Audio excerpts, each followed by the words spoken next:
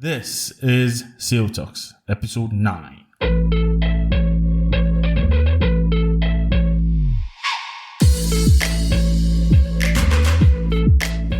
Hello, friend. Are you an architect or a freelancer in the creative industry and you constantly get clients who don't seem to want to pay what you know you're worth? Or you're even struggling to get clients, talk less of getting paid constantly?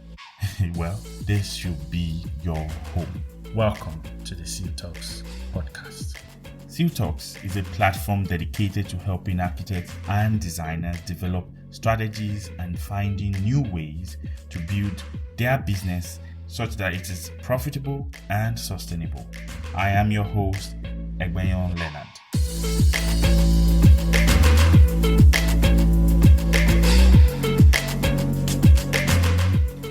In today's episode, we're taking a look at my favorite 7 financial habits that can help your business growth.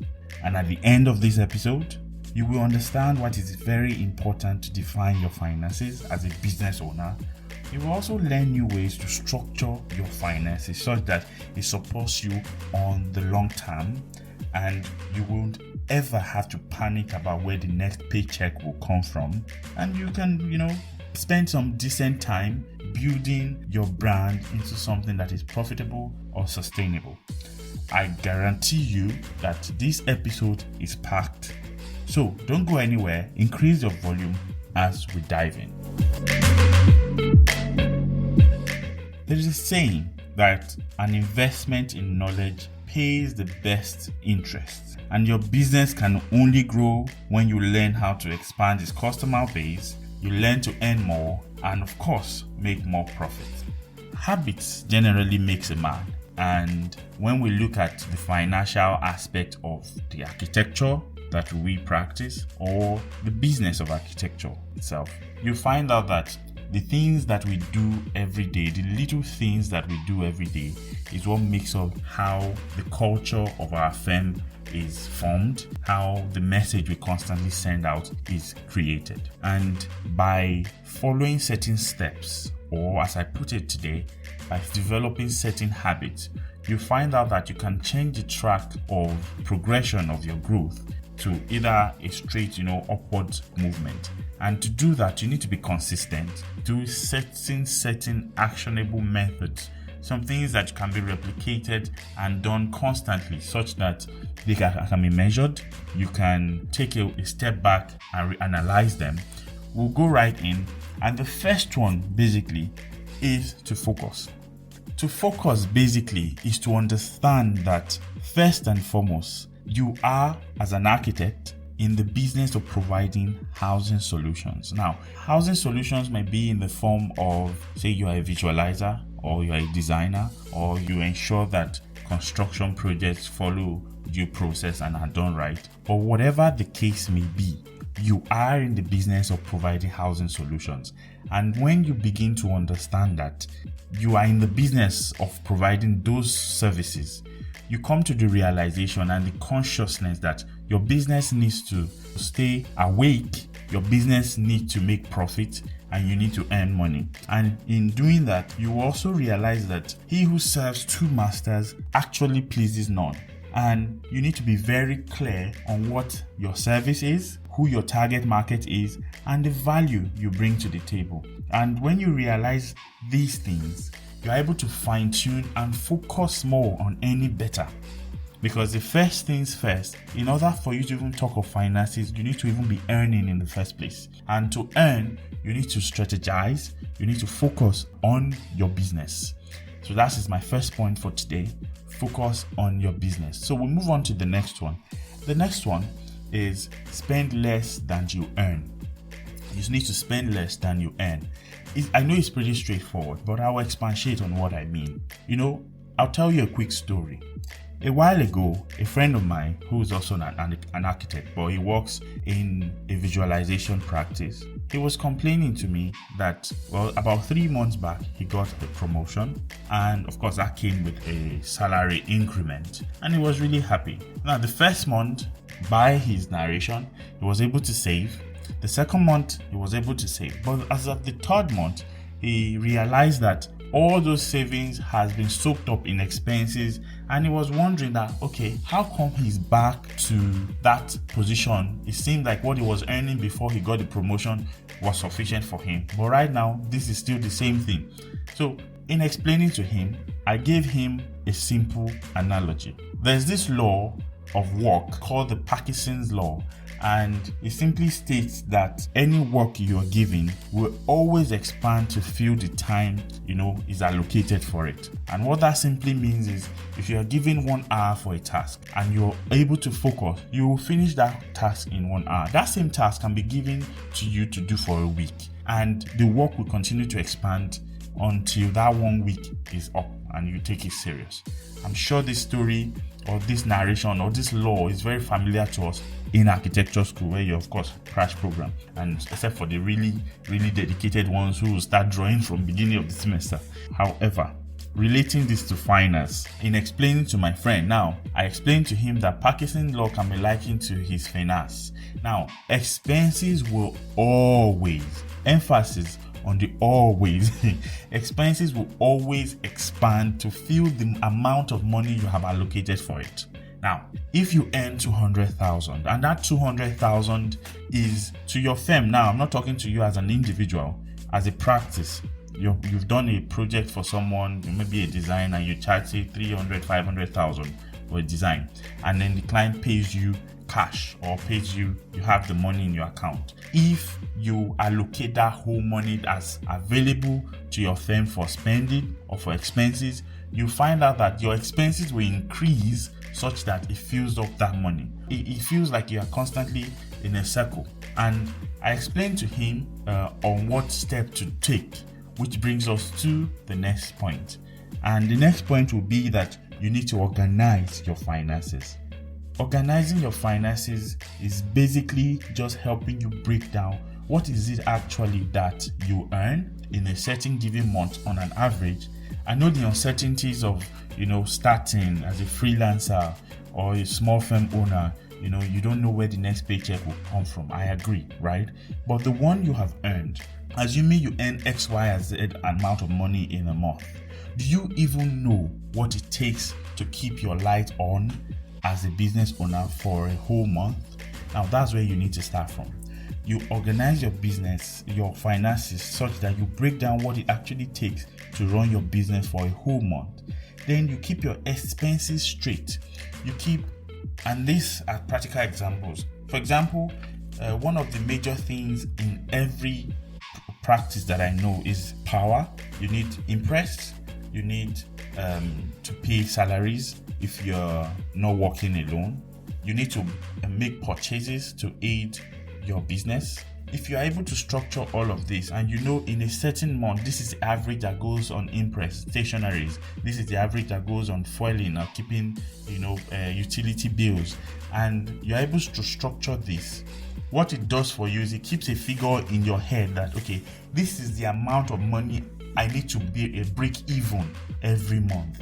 If whatever I spend is say 20k, for example, on foiling, and I spend 5k on impress, I spend 100k or 200k on salaries. If you add it all up, you find out that total is what I need to make and above it every month to ensure that my light stays on in the office. So organizing your finances is something that will help you, monitor and track your growth or the growth of your business. That brings me to the next point. In organizing your finances, you also need to separate yourself from your business. Separating yourself from your business is very important. And I'll say this with all sense of seriousness because this particular point has taken people to the early grave. What I mean is this. As a business owner, there are times and seasons for everything. And if you understand time and season, you know that there's times for plenty, and of course there are times when you need to sow. Now, when you have time of plenty, there's tendency for you to believe that you are invincible and you're always going to have money. And one principle about money is the fact that money comes and goes. So how well you are able to prepare for those times when money is on the go, the better for you. So you need to separate yourself from your business, you need to realize that your business is a different entity from you as an owner. And how do you do this? When you are organizing your business, you need to place yourself as a firm owner under a certain salary. And you are the one that knows how much, of course, based on the metric of measuring how much your firm can afford. You already know based on your expenses or the level of work you currently do, you know how much you earn. So if you're able to do that calculation, you put yourself on a very sustainable fee that can sustain your family and keep things, well, such that once you take that amount of money every month, every other penny, that you earn goes to your firm. And as such, you're able to build the firm on its own. And in doing that, what you also do is that you separate the accounts, as I've stated before, when you're organizing your finances. You separate accounts, your welfare, development, R&D, separate all of them. It goes into separate accounts. Now, if you have a scenario where your income, for example, you have a project, 100,000 naira comes in, already you have certain percentages allocated to each of these accounts. 10% say to research and development, 5% say to running of the office. No matter what amount comes, you know that there's a certain percentages that is allocated to these things. And automatically, once the funds come, it goes to the various coffers. And you know that, okay, when you look at the account, if you needed to take a course, for example, you will not be worried about where will I pay this from, because automatically there's an account set up for that. So separating yourself from your business is intertwined with organizing your business. It's a step when you're organizing your business. You separate yourself from your business. Now, just a quick recap. We've talked about how to focus, how to spend less than you earn, how to organize your finances. We talked about separating yourself from your account. So the fifth one is to realize that you are unique and you need to treat yourself as that. Comparison is one thing that kills people faster than cancer. What I mean is this. You have a trajectory. Your growth, your business growth is going on a certain path. Yes, it's determined most times, by grace and by your hard work. Now, being at the right place at the right time, you also need to realize that your journey is unique to you. And as such, in order not to give yourself heartache, as a creative, I have experienced this time and time again, where people will be comparing their own path with another person's path. Your journey is unique. And you need to realize that and know and own that truth, that this is exactly where I am in the growth of my business. When you own that truth, you will be able to do justice to it, to know the next thing to do and how best to proceed. If you keep comparing your business with that of another person, all in the purpose of knowing if you are growing, at the end of the day, you end up with heartaches and you will not have the zeal or the courage to even grow your business and do the needful. So you need to realize that you are unique and treat yourself as that. So it takes us to the sixth point. You need to pay attention, to your wants and your needs. They are two different things. You need to also prioritize these wants and the needs. And in doing this, I'll give you a classic example. Recently, I'm a co-founder at Render Like a Pro, a visualization outfit, and we do commercial, real estate, basic, stunning images. And in order to do this, we have a studio, Render Like a Pro. Recently, a situation came up where we had to choose between buying a new set of computers to help us minimize how much we spend on Render Farm as a service. Also, we needed power. You needed an alternative power supply because we're spending so much on energy that we needed to find a sustainable option, which in this case was the inverter and the panels. Then a third problem was to set up our studio in the office for recording. Now, we had dedicated space for that and we needed to do something about the space. Now, looking at the three problems we had, all of them were very important to our efficiency in the office. Computers will make us more efficient, achieve more in less time, less amount of money.